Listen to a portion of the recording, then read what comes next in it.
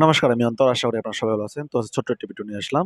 আজকে ভিডিওটি হচ্ছে একটি হেডফোন কিভাবে রিপেয়ার করে থাকি। আমি প্রতিনিয়ত চেষ্টা করতেছি এটি সঠিক গাইডলাইনের মধ্যে কাজ করার প্রচেষ্টা।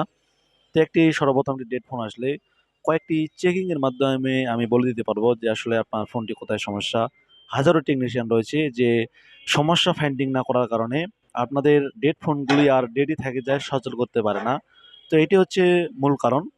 যেমন আপনি যার কাছে ফোনটি নিয়ে গেছেন সার্ভিসিং করতে, তার কাছে যদি সঠিক গাইডলাইন না থাকে, সে মাদারবোর্ডের সম্বন্ধে ধারণা না থাকে, ধরেন আপনারটার একটি মোবাইল ফোনের একটি মাদারবোর্ডে 10টি কম্পোনেন্ট মিলেই একটি ফোন রানিং হয় এবং রানিং হওয়ার সক্ষমতা রাখে। ওনার কাছে কম্পোনেন্ট ধারণা যদি না থাকে, সেক্ষেত্রে সে ভালো টেকনিশিয়ান হতে পারবে না।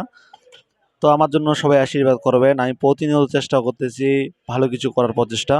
তো আমার জন্য সবাই আশীর্বাদ করবেন যেন আমি ভালো কিছু করতে পারি এবং আপনাদের আপনাদের আশীর্বাদে এবং আপনাদের হেডফোনগুলো রিপেয়ার করতে পারবি।